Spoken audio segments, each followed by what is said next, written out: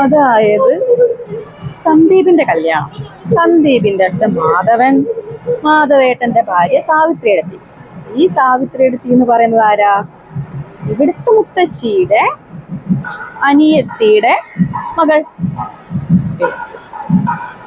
അതായത് സന്ദീപിന്റെ കല്യാണം, സന്ദീപിന്റെ അച്ഛൻ മാധവേട്ടൻ, മാധവേട്ടന്റെ ഭാര്യ സാവിത്രി എടുത്തി. ഈ സാവിത്രി എടുത്തി എന്ന് പറയുന്നത് ഇവിടുത്തെ മുത്തശ്ശിയുടെ അനിയത്തിയുടെ മകളാണ് സാവിത്രി എടുത്തി.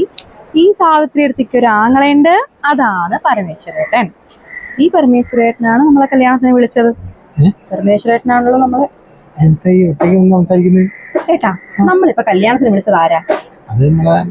പരമേശ്വരൻ. ആ, പരമേശ്വരേട്ടൻ. നമ്മളിപ്പോ ഫോട്ടോ എടുക്കാൻ നേരത്തൊന്നും അവിടെ ആരും ഉണ്ടായിക്കോളന്നില്ല. അവിടെ ഉള്ളവര് നമ്മളെ സംശയിക്കില്ലേ നമ്മൾ ക്ഷണിക്കാതെ വന്നതാണോ എന്ന്? ആരെങ്കിലും നമ്മളെ ബന്ധം എന്താന്ന് ചോദിച്ചു കഴിഞ്ഞാൽ നമുക്ക് കൃത്യമായിട്ട് പറഞ്ഞു കൊടുക്കാൻ പറ്റണം.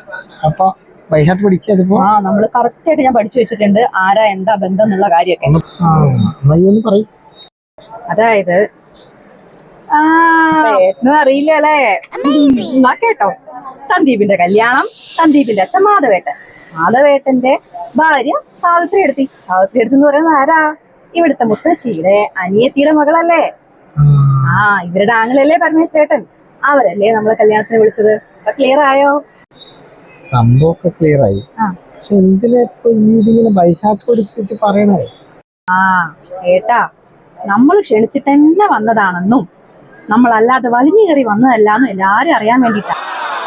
ഒരാളും, പ്രത്യേകിച്ച് വീണേനെ ഒരാളും സംശയത്തോടെ നോക്കുന്നത് എനിക്ക് ഇഷ്ടല്ല.